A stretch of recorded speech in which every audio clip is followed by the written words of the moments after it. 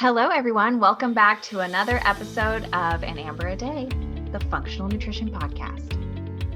I am your host, Amber Fisher, and this is Linneya, and she is a client of mine who has, graciously agreed to come on the podcast here and talk to us about her experiences working on nutrition and everything. Hello, Linneya. Hello, it's great to be here. It's great to have you here. So tell us a little bit about you. I am a mother. I have a sweet 2-year-old little girl. I'm originally from the Texas Panhandle, but I've been in San Antonio for about 8 years. So this is home now.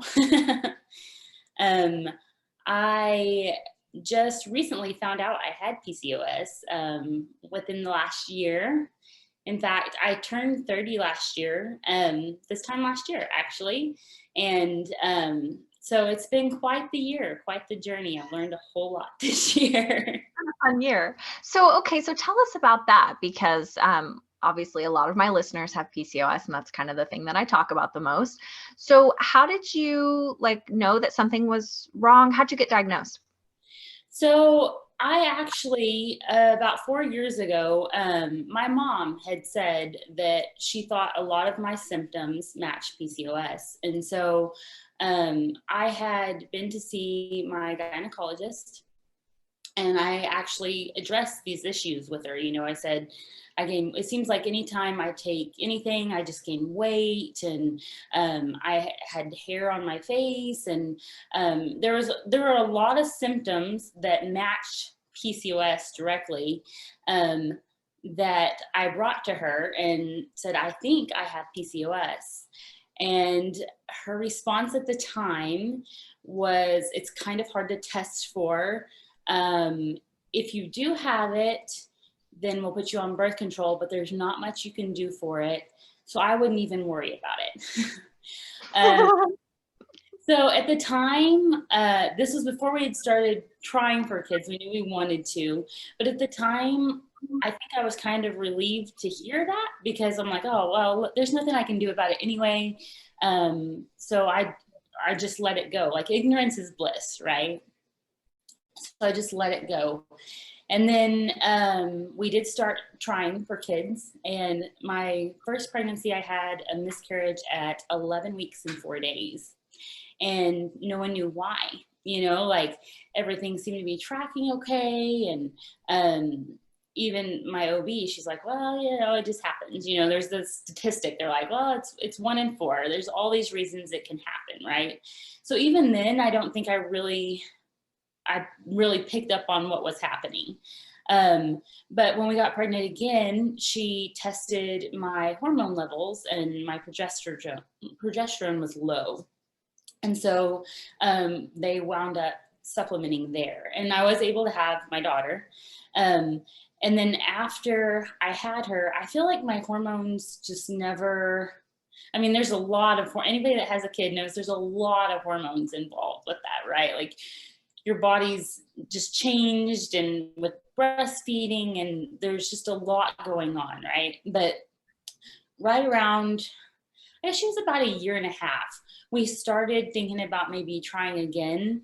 But I was having these bouts of just depression and anxiety, and it was happening more and more regularly. And it was getting so bad that I didn't want to take Annalise out much. Like, I was just really anxious about anything I couldn't control. And these depressive episodes would get so bad that I just felt like I was out of control. And so even to the point where I started to have maybe some suicidal thoughts here and there, and not just, I think people think, what don't they see that they have to live for, right? Like, I have a 2-year-old, right? But I think it came from more of a place of I can't live in my brain anymore. These thoughts are driving me nuts. I can't. And so I had tried to control depression, anxiety with diet before. In fact, I'd done the Whole30 elimination diet, and that helped me quite a bit. So I started to think, I just really didn't trust the medical community anymore, right? And so I started thinking about, what can I do to control this by diet? Like, is there anything out there? And I remember looking just even on Instagram, right? And I'd start hashtagging PCOS and like just what comes up. And I think like just sitting there and reading those symptoms, like I just started bawling, and I called my mom and I said, Mom, I have PCOS. Like I just knew like everything matched up, and it just everything made sense then. Mm-hmm. So yeah, that's definitely, now looking back, yes, I did have PCOS.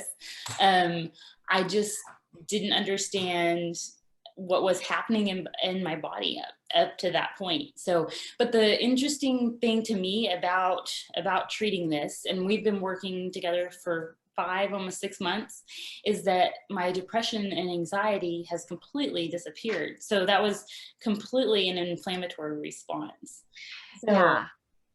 I think that that's one of the most fascinating things about what I do, because obviously I try to specialize in these hormone issues. And I think one of the reasons that I do that, or that I market myself that way, is because I know that hormone issues are really deeper issues. And if I can just get somebody to buy into the whole, like, let's work on nutrition thing, I know that while, what's motivating to them is the hormone issue, right? But what's motivating to me is that deeper root cause issue, that inflammation or whatever it may be, that's kind of driving these issues. And I know that if they can just start like getting some answers to all of that, that it'll feed into the hormones, but also feed into every other piece of their life. And so that's always really exciting for me. And you got to have buy-in, like you have to be motivated, you have to be ready. And I right. think that's one thing with you that was really powerful, was like you had kind of hit that point where you just, like you said, like you didn't want to live in your brain anymore. Like, and that's very motivating, Yes. and so, and I think, that's especially kind of interesting too, that you were somewhat older when you got diagnosed as well, or when you kind of discovered that you had this, because this happens to a lot of people, that they feel that everything's normal, or it's just normal enough that it kind of goes under the radar. Right. And then eventually something kind of triggers it to get worse. And then they start to kind of take a deeper look at it and everything. So, but Yeah. what's really interesting about you, and this has been my experience with some other people too, is that, you come for the hormones, but it's your depression and anxiety that really improve, like more than, I mean, the hormones improve too, right? I mean, so, but the depression and anxiety, like you wouldn't think that those two things are super connected, but they actually are really connected.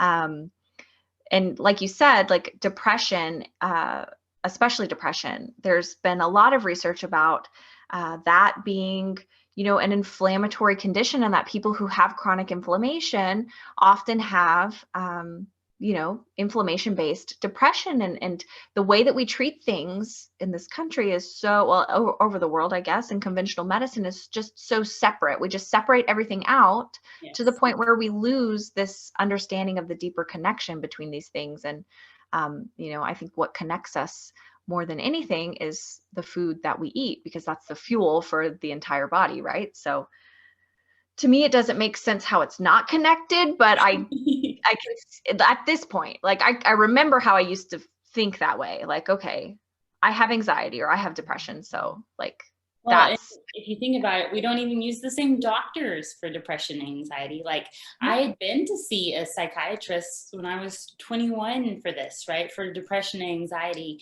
And they gave me so much medication that I just went numb. I was on like 5 different medications. Keep in mind, I'm 21 years old, right? And so, they were just throwing these medications at me. Oh, that one's not working. Well, we'll just take this one. You're having these side effects now. Well, that's fine. We'll give you something to sleep now. And then we'll give you something, like just throwing these medications at me.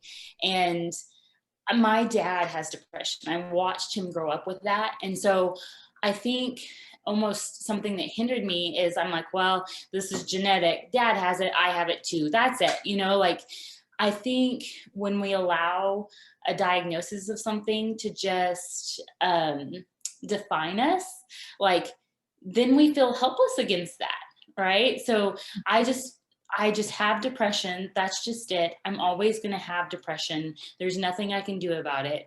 I did decide that I didn't want to take medication for it. But that's just another, like, one of the reasons that I didn't trust my medical professionals, right? So, like, I have this psychiatrist that things didn't work out well. Every time I take something too, I just gain a whole lot of weight, right? So, especially depression and anxiety medications.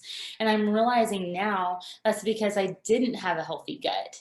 But I had some DNA testing done as well. And so, like, one of the things that I now know about myself is that the lining of my gut, there's a mutation in the allele there. And so it's not great, and it doesn't host a great microbiome. But before, I didn't know that about myself, right? So I didn't know how to treat it. And so it's really important, I think, to learn about yourself, because it's empowering. Like, then you know how to treat yourself. If you're just sitting under these diagnoses and feeling terrible and unmotivated, and like these things have happened to you, it's hopeless, you're going to stay there. Like, I think hitting rock bottom is what brought me out of that. But knowing now what I know, like, it's just been a really incredible journey for me. But I'm really thankful for that too. Yeah. And I really, I mean, so many things that you've said just ring so true to me for my own experience with health as well. And, and that's not to say too that like there isn't a place for medications, because sometimes there is, and sometimes it's a combined approach, and that's fine. So I want to validate anybody who's listening. If you are on antidepressants and they're working for you, then that can be a really beneficial part of your treatment plan. But the problem is when we get into this idea that like, okay, this person is sick in the brain. And so here's this med and here's that med and here's this med, and it's not really working, right? It's all it's doing is really numbing you. You're not really feeling better, but yet we think, okay, well, this is a brain problem. I'm seeing a brain doctor and that's all they can do for me, Whereas with you kind of took a step back and thought, well, like, maybe there's something else going on here. Maybe it's something deeper.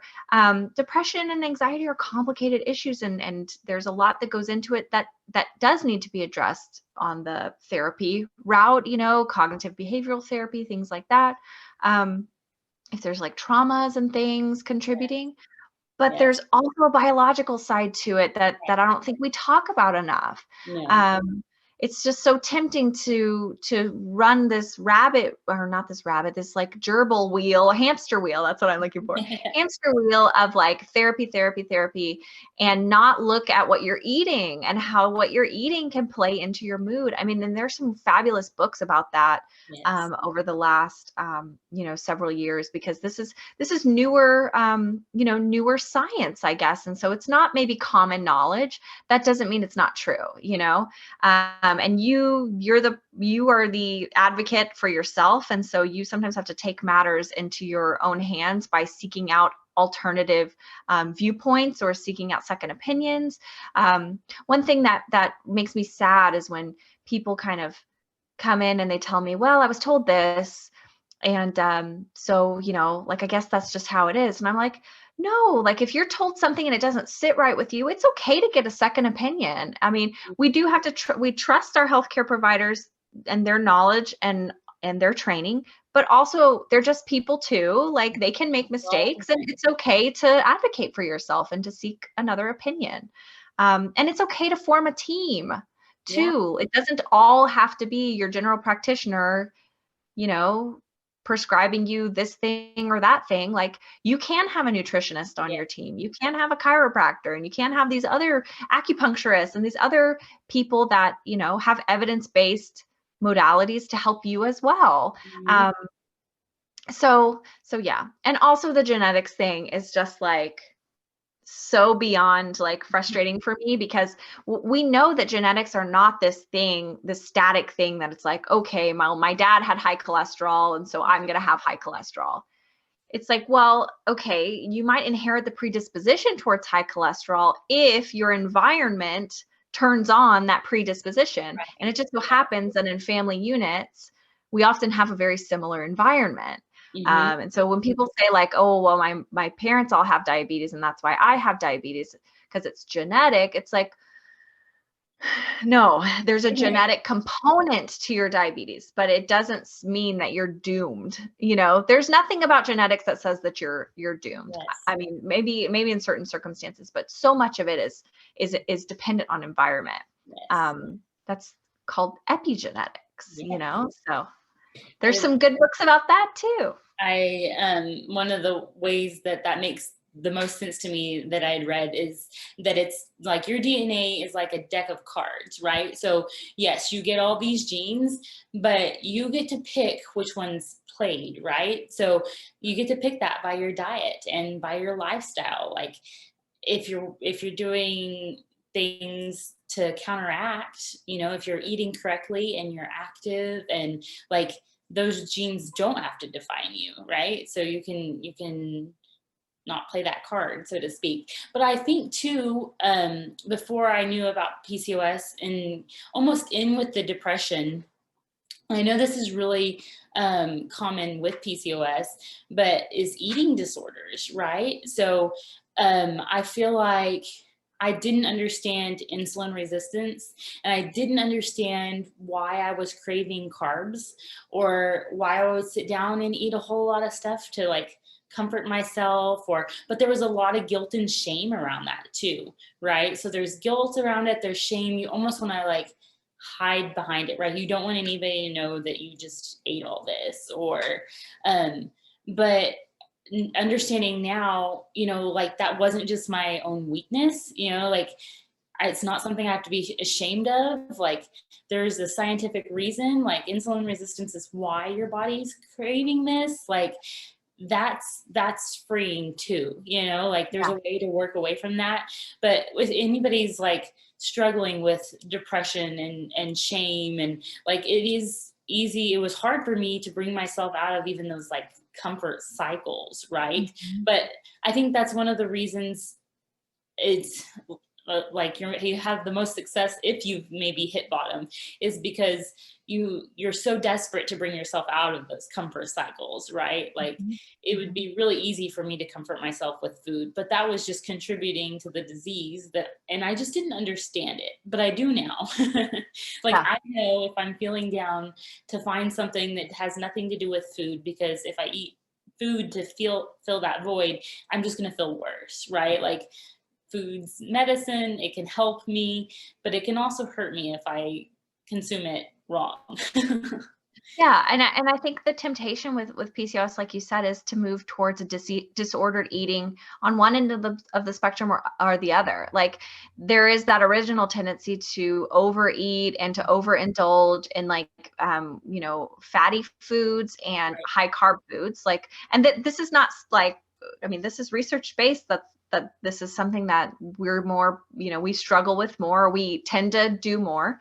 And then because those foods are comforting and they cause surges of different, happy chemicals. And so like, yeah, it makes sense. But also, like you said, it makes the issue worse in the long run. It's similar to the idea of like, you drink alcohol to improve your mood or relax, but then you're hungover the next day, feel bad, you have a depressed mood, and so you drink alcohol again, and it's just like a vicious cycle. But it's the same thing, we're just doing it with sugar.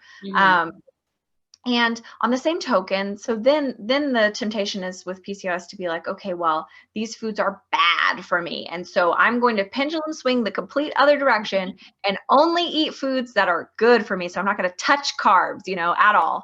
And it's like, this is where, like you said, this is guilt and shame motivation, right? Guilt and shame pendulum swing us, because we're like, we're bad, slap on the wrist. We need to eat this way because this is the way that's good. Food there's no bad foods. There's no good foods. Like food is non-judgmental. Food has no moral standing or whatever. It's like some foods are maybe better for us than others, and different people tolerate foods differently. And so, yeah, some restrictions, some being careful with certain things with PCOS is necessary. Like, I'm not going to be one of those people who's like, oh, just be totally intuitive, because I don't believe that we can totally trust the intuition of a body that's insulin resistant, because it intuits incorrectly sometimes. However, at the same time, it's like, do we need to go full, like, zero carb, carnivore, like, super keto, whatever? No. And that's probably not a good idea either, because that closes us off from some really healthy foods and from finding a balance. Like, that's really what's hard in PCOS, is finding a balance, because we're so primed to think, oh, this is going to make me gain weight, or this is going to make things worse, that we're afraid of food. Yes. Really, eating that way is not sustainable either. So you just, in a way, you set yourself up to fail, right? So if you're like restricting, then you're almost setting yourself up for a point where you fall off the wagon. We're human. We all do. Yeah, we all do that. And you hear people, proponents of those kinds of diets, saying that it, well, it's sustainable for me and stuff. And it's like, well, okay, I'm sure there's a subset of the population that any diet is sustainable for, because everybody's different. Everyone has different needs. And for some people, that might be the perfect diet for them, but it's just the vast majority of people are not going to do well long-term on that approach, just because it's like you said, it's too restrictive. It doesn't have and it's too judgment based. It's too, black and white. Mm-hmm. Whereas something, one of the kind of diet types that I really like for PCOS, I'm kind of a fan of like paleo style eating, because I like the gluten dairy free component. But I also really like the Mediterranean diet. And especially if you tolerate dairy, there's something in there that's balanced. And I'm talking lifestyle. I'm not necessarily talking about weight loss, because that's kind of when we have to get into some different things. And like with you, let's talk about that, because we started you off on a pretty restrictive plan, right? Yes. And then now, as time's gone on, we've kind of loosened things up. So tell us about your experience with that part. So like I mentioned, I had done Whole30 before, so I wasn't, the restrictive diet part didn't scare me. One of the reasons that I even asked for help in this is because I felt like I had done the elimination diet, but I just couldn't quite tell what things were causing symptoms and what things weren't. So that was one of the great things about when I started working with you. We did inflammatory testing to see what actually was causing inflammation. And so one of the big things for me was eggs. That was my top sensitivity. And I was eating 2 eggs every morning for breakfast, right? Like I was eating a lot of eggs. So I didn't realize, there again, I just didn't know. I was doing everything I knew how to do, but to a certain point, it had ended, right? And I had gained a lot of weight, which it was 2020. A lot of us gained a lot of weight. Yeah, sure. A lot of us ate a lot of comfort food, but I had gained a lot of weight. We had tried to do Whole30, and it just didn't really work in terms of me losing weight this time, right? And so I just felt like something was still off. But when we started and you helped me with my diet plan and we eliminated a lot of those foods that showed up, I started losing weight so fast. Like I couldn't even keep up. Like week to week, I'm like, wow, I'm not doing anything. But it did come off really quick. And at that point, like I hadn't added a whole lot of physical exercise beyond what we were doing. We would walk around the neighborhood a couple of times, like I wasn't doing anything really strenuous. I was just drinking water. We know that's important for detox, and following my diet plan. But I think my body had just been so inflamed for so long that when I started to remove a lot of those inflammatory causes, like most of that weight was just inflammation. Yeah. And so I was just gonna say, I've seen that so many times. I can't even tell you that, like, people will come in and they're doing things correctly. Like, I mean, the Whole30 is a perfectly reasonable elimination protocol, you know? There are lots of different elimination protocols out there, but the Whole30 is a decent one, and it's one that I often recommend if people are trying to do this on their own. But this is why I really like to pair food sensitivity testing, even though it's a little bit controversial and all that, is because I've had so many situations like yours where you were doing a comprehensive elimination and it wasn't working because you had a food in there that was like a quote unquote healthy food that wasn't working for you. You had, an inflammatory response to that food that was pretty severe. And so it was causing you, and I mean, what it does is it causes like water retention. It causes you to hold on to that for that inflammation to not go down as quickly. And so it just like, it makes you think that what you're doing doesn't make sense, or it's not right for your body, when really all it is like, you just needed to cut the eggs out of that, and then you were doing everything right, And so it was like, okay, hell, let's let go of some of this like water weight and this body fat and all that. It was really truly like impressive to watch it come off. I think I've obviously had PCOS for a lot longer than I've known about having PCOS, right? But like I said, a lot of times I'd taken medication in the past. My body did not react to that well. So anything I took, so when I took my antidepressants, when I started taking birth control, like I always had an adverse effect of I would just start packing on weight like crazy. So a whole lot of times my response to packing on weight, I feel like there's this idea that if you're heavy, you're eating too much and you're not active enough, right? It's if they're too heavy, it's their fault. They're not active enough and they're not eating right. But I feel like that's unhealthy too, because what that would send me into would be like calorie deficit, right? Because I'm gaining weight and I'm like, well, I just need to eat less and be more active. So I would be hardly eating anything and I'd be so active, which now I understand that was sending my body the other way into these stress cycles. But I couldn't lose weight, right? Even in those cycles, even in these vicious cycles. And it was because I was stressing my body out going the other way. But one of the things I always heard growing up, my mom said, "Oh, I'm so sorry, sweetie, you don't have a good metabolism."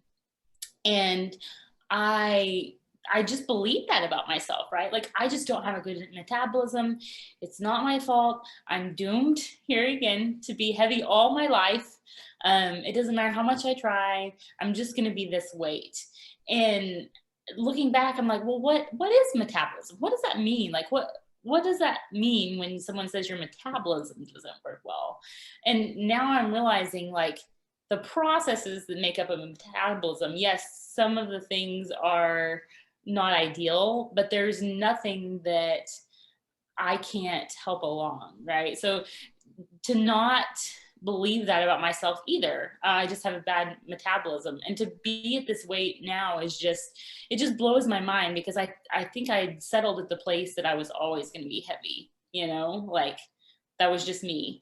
But when the weight came off, it's really amazing how your body can work when it's healthy, right? So the weight was really just a state of inflammation, but it was inflammation of my brain, which is causing depression and anxiety. And it was debilitating in the fact that as much as I wanted to do things, I just had no energy. You just feel like as much as you want to go do things, and you really do, you just don't have the energy to do them. And then you feel worse because you feel like you can't obtain anything. So it's this vicious cycle of just being unhealthy. But I'm realizing too, health is so much more than weight, right? So you can be thin and be unhealthy, or you can be a little bit bigger. We all have different bodies. We're all human, right? You can be a little bit bigger, but if you feel good and you're fueling your body right, like that's huge, So I lost a little over 60 pounds so far of just explanation, but my life has changed so phenomenal. It's crazy everything that's happened. Yeah, and the thing that, like, just like you said, I mean, I think what probably is attracting people to listening to this podcast in the first place, and what often they're looking for help with, is either, like the fertility piece of PCOS, right? Because they're trying to conceive, or the weight piece, because it's so, it can be so difficult to lose weight with PCOS and you don't know where to turn. And yes, like, I validate that and I want to help. Like, obviously I designed your program for weight loss. I wanted you to lose weight. But it's not my main motivation as a nutritionist, and it wasn't your main motivation as a client. It was just a happy side effect of you learning what worked for you and taking care of yourself.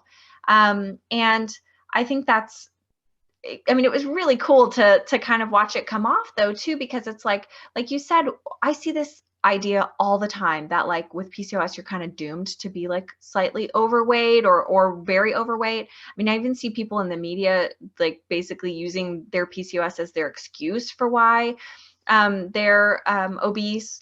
And that's not to, like, shame them for being obese or anything. It's like way more difficult to lose weight and maintain your weight with PCOS if you don't know what works for your body. And it's hard to find out what works for your body, especially on your own.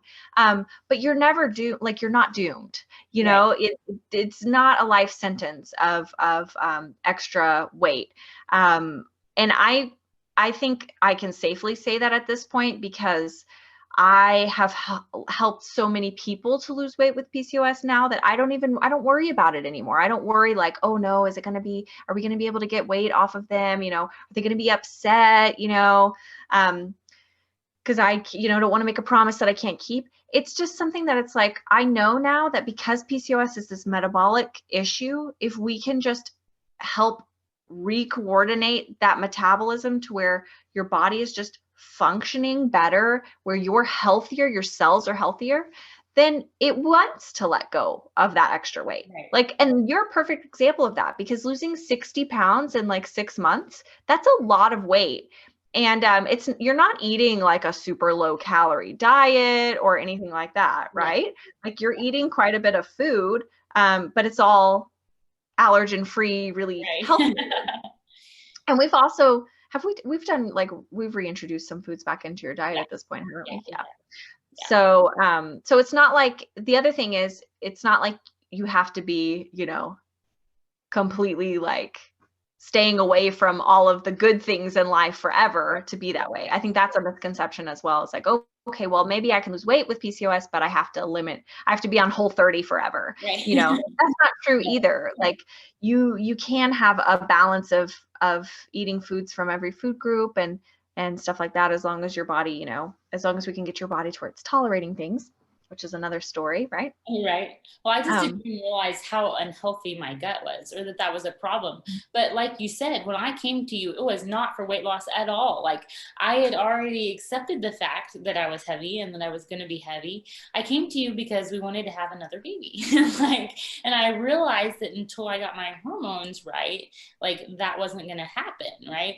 But I didn't realize too, like, you helped me understand that my fat cells were holding estrogen. Like, I didn't realize that, right? So I knew that I had a lot of the symptoms of estrogen dominance, but I didn't understand how my weight was contributing to that point, even, like, I'm just like, I'm here to balance my hormones, right? Like, right. I need to eat to get and that is one thing that I always like to be very measured about weight and body fat, because there is this cultural idea that it's kind of taboo these days to talk about weight and weight loss, because you don't want to not be body positive.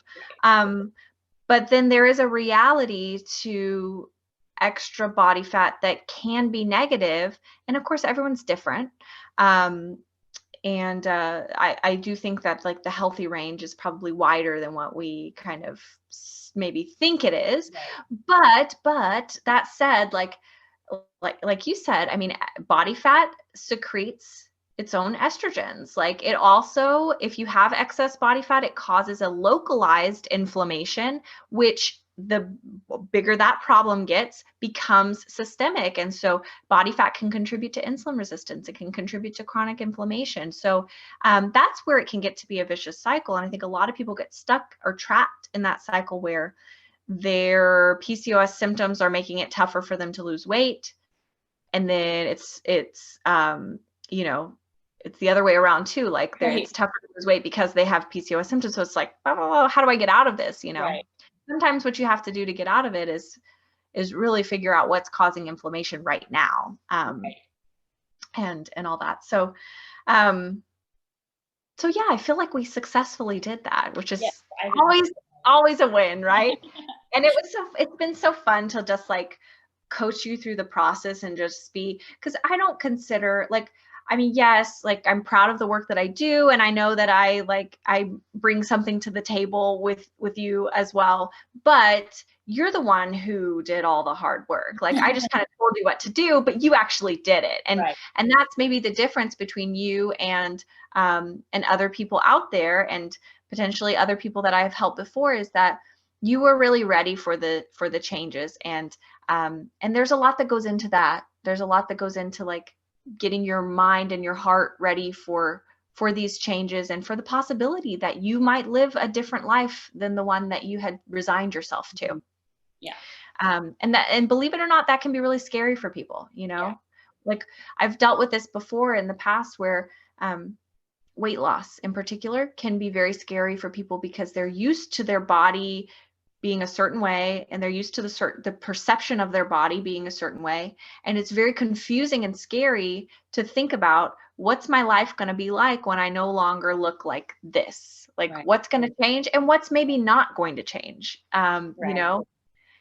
So there's a lot to add here about this too, because when I started losing weight, I feel like it was almost triggering for me in a way, right? Where when I started this was a health journey, right? Like I wanted to be healthier. I wanted to work on fertility. When I started losing weight, like it was really hard not to just shift back into that, because I mentioned before, like back into that feeling of, well, if I just eat a little less, I'll lose even more. Not to get stuck in that I just want to be a smaller person thing again. And so I had therapy. Like I worked with a therapist through this too. People would comment on my weight, and I would say, I don't want them to notice I'm smaller. I want them to notice that I'm not depressed. I want them to notice I'm healthy. I don't want the thing that they're commenting on to be my size, because I don't want to feel like if I gain weight back that I'm less of a person, right? So there was a lot that went into that, just mentally working through these things too, you know, but realizing even that whether, you know, I'm this size, that size, like my weight doesn't define me, like that was really important. And that was therapy. Like that mind work is, I mean, I think we all have struggles. We all come from different backgrounds. I don't think anybody ever meant anything by being like, you look great. And here I'm like upset about it, right? But it is hard to change out of anywhere where you're comfortable, right? Like, even if I was overweight, like I was used to being there, I'd been there, that was a comfortable situation. My body really didn't want to change out of it. It is a scary journey. It's a lot to it, but it's worth going through, you know. Like I learned a lot in therapy, and I learned a lot of stuff that has nothing to do with PCOS. It's just helped me as a person, you know, to value myself, and to just even step back and look at myself, right? Look at why I feel the way I feel about things, and how that's impacted me, you know. But I think as long as we're interested in learning about ourselves and taking care of ourselves, like I don't think that work will ever be done, you know, like, right. I mean, as our bodies age, things are going to change, and maybe we have to change something a little different, you know, like things are going to continue changing. It's just always trying to figure out what works for my body and what doesn't work for my body.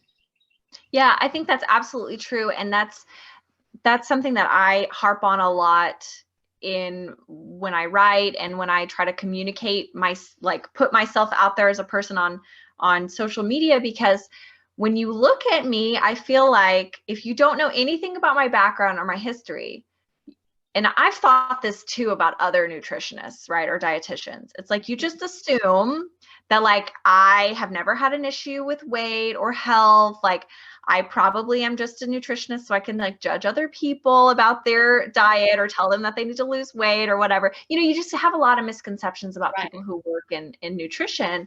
And granted, there are a lot of people out there that are like that. Like they enjoy being nutritionists because they like to kind of like guilt people into weight loss and stuff like that. But I try to always be honest about the fact that like, yes, even though maybe it seems like on the outside, it looks like maybe I have everything all together, I don't. And I'm still learning for myself. I'm still trying to make my health better. I've been through a lot of struggles with that, and it's a lifelong process. Like you said, we are born with certain predispositions, right? And this is where the genetics does come in, is that we're born with these predispositions, and we may always be fighting a bit of an uphill battle with them, but that's okay. Like that's a battle worth fighting, and you just continue to learn and you continue to grow. And there's just something to be said for how good you can feel when you eat well and you take care of yourself. Like I love the feeling of waking up in the morning and like, I like the way my skin looks. And, like there's something about that that's just really validating too, especially now that we're like in our 30s and we're moms and stuff. It's like, I feel like, I'm like, I feel good. Like, I feel like you can tell that I'm taking care of myself. Yes. And then the energy is the other thing. Like I really, at this point in my life as a mom, my weight has become less important than it used to be. Right. I used to really struggle with the perception of what people, especially what people would think about me as a nutritionist who was maybe carrying some extra weight. I just thought, oh no, they must think that I'm terrible at my job. And that used to really bother me. Yeah. But now it's like, I don't care as much about that. Ironically, it seems like the less you kind of care about these things, the easier it is to get to a healthy place. Right. But anyway, that's a topic for another time. But what I care more about is this energy. I want to wake up and I want to feel like I'm well rested, and I want to feel like you just have that healthy feeling, and that's worth so much more than what pant size you wear. Like, so. Well, and like you said, like, maybe some other nutritionists look at it different, but that was one of the things, like when I started looking for someone to work with, like I looked for a long time for someone to work with. And that was one of the things that did draw me to you, knowing that you yourself had PCOS and like even your fertility journey, right? So I'm like, here's someone that's been where I've been, right? Like, to an extent, like you fought for a whole lot longer than we did, but I just made me realize, like, here's someone that's gonna care, right? Here's someone that's felt the feelings that I felt. Here's someone that's invested in this, right? And I think that's important. Like, I think there are good doctors out there. I think there's great nutritionists out there. I think there's wonderful medical professionals out there. And then there's some that aren't as much, So like, I feel like it's important, if you're not feeling supported, to find someone that will support you. Because like, if you have a concern and it's being swept under the rug, I saw something about like gaslighting by physicians, right? And that's just, they're just making you feel like your concerns or your symptoms are invalid. Like, if that's happening to you, go find someone that believes you, someone that's going to work with you. Because like I said, I feel frustrated by a lot of my experiences now. I didn't necessarily feel frustrated then necessarily. I just didn't know. I thought that they cared about me on the level that I would have cared for myself, right? But they have other lives, they have other things, and I should have pushed harder, but I also should have tried to find professionals that care, like, that were really invested in my journey sooner too. Like, Yeah, and I think that's true for women in general. Like, we do tend to have poorer outcomes with health issues, and it takes longer to get diagnosed with things. I think partially because we're kind of culturally taught to like defer or to just sort of like listen to the expert and kind of like not make waves. Um, but also because we don't know enough about our own health and our own, and what's normal and what's not normal. We don't talk enough about like menstrual irregularities and things Right. like that. This is all taboo stuff. Like Yeah. I get to this point where I talk about, periods and ovulation and all this stuff, and it doesn't even bother me anymore. But like sometimes I'll be talking to people about it, or about pooping. That's the other thing I talk about a lot. Yeah. And people are like, You become a mom, though. I mean, that's just regular yeah, dinner conversation, right? yeah, exactly. But people are just like, what? But it's because these issues really aren't, this is real human experience, real female experience. And so we have to know about ourselves. We have to educate about ourselves. And then that empowers us to make better choices about who we're going to entrust our healthcare with. Because, when it comes down to it, at the end of the day, like, it's our responsibility to find a doctor, like you said, who we really feel is we can trust and who's listening to us. I think back to my own issues, having had cancer, and I'm so glad that I like went to different doctors and like looked around for somebody. And that's not to say that all my doctors are like, functional doctors or like, or holistic providers. Like, no, my OB is a conventional OB. Like, I have a general practitioner who's a functional practitioner. So I have a range of people on my team, and I think that's important too. I think it's fine. Like, there are a lot of really good doctors out there who really genuinely do care about their patients, who are practicing a conventional model. So I'm not definitely not trying to say to like, you know, not have any of those people or Right. not Yeah. focus on any of those people. But it's okay to advocate for yourself and to recognize too that our healthcare system is broken, Mm-hmm. and that your doctor really is just a person who has 15 minutes with you. And like, if you can tell that your doctor's not reading your notes, Mm-hmm. not reading your chart, you feel like they're not remembering details about you that are really important, Yeah. especially if you have a health condition. I just think it's good. And this is common too with women getting diagnosed with autoimmune issues, Mm-hmm. especially if they're young. Like, I've had clients who it's taken them 5, 6 doctors and lots of lab work before anybody finally is like, oh, I think you might have like an autoimmune issue. Right. Like, let me refer you to a rheumatologist. It's like, wow, it should not take that long. Right. So I don't know, advocate for yourself. I guess Yeah. that's what we're And doing. that's a huge thing too. Like, you don't have to just take what everybody says and be like, okay, yeah, that goes into the Yeah. thing. They said I have this, that this is hopeless, right? Like you said, advocate. That's, I mean, sometimes, I mean, it takes effort to learn about yourself, to look into stuff, to research things. But the more you do that, it all kind of, like, I felt like a whole bunch of light bulbs going on, right? And it's a Mhm. whole lot of pieces to puzzles too, right? So with PCOS, like, diet is a huge thing, but another thing that I've just tried to do in my own life is be aware of like toxins around me now. Like, that affects you in PCOS, right? Mhm. And it's something that I need to be aware of because it's going to affect me my whole life, right? And so I think just little changes like that, and taking baby steps too. Like, if you had told me everything I was going to need to do on day one, I would have collapsed because I was already anxious and A depressed. lot. I know. Right? But And I as have this you tendency to learn, you want to like push move hard through at the beginning too. it. Yeah. Yeah. So sometimes have to put the brakes on myself, like, okay, we don't need to do it all right now. I usually save the toxin stuff for like later. I'm like, we'll Right. tackle that later. Yes. Yeah, it's a lot. It's a Well, even lot. There's having you was great because you are so accessible too.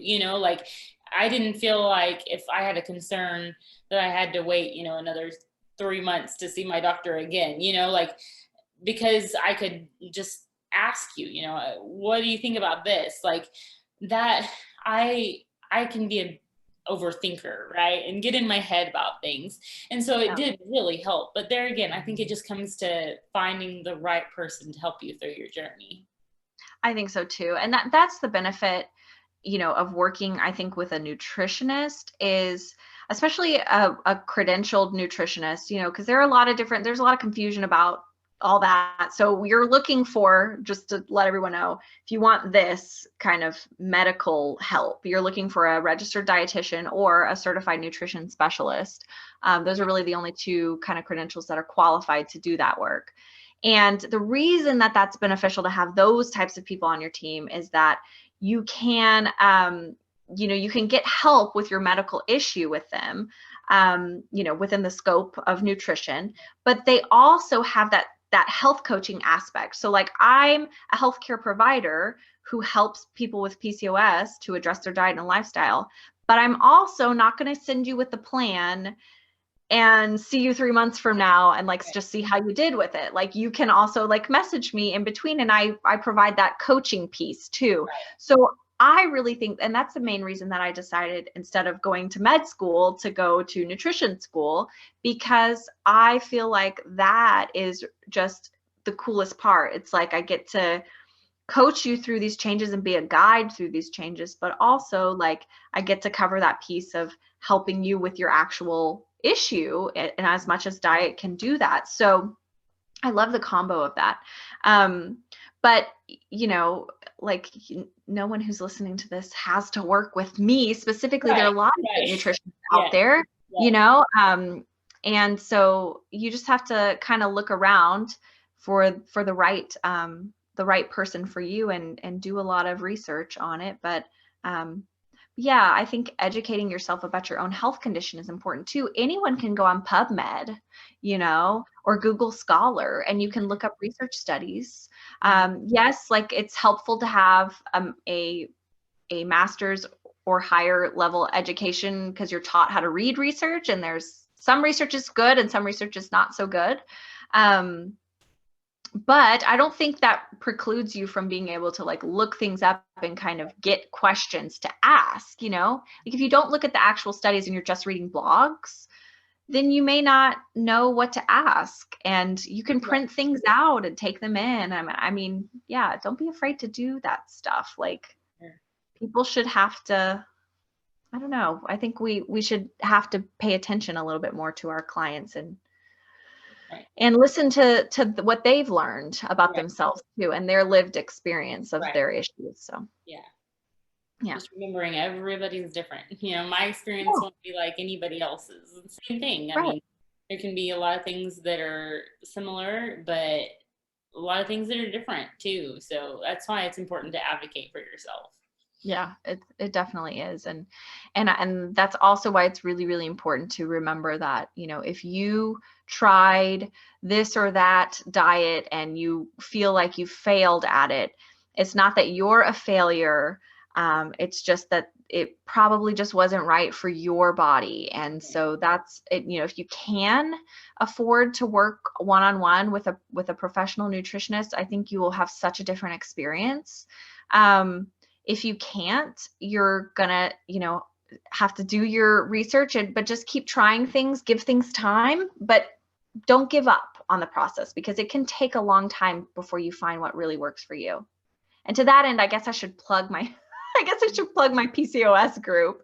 I do have a private PCOS community now, where I'm kind of doing an in-between thing. It's not one-on-one consulting, but it's not just random videos about stuff. It's in the middle. So we're doing weekly videos where I'm going into depth on different PCOS topics. We're doing weekly meal plans to kind of help you get an idea of what a balanced PCOS diet looks like.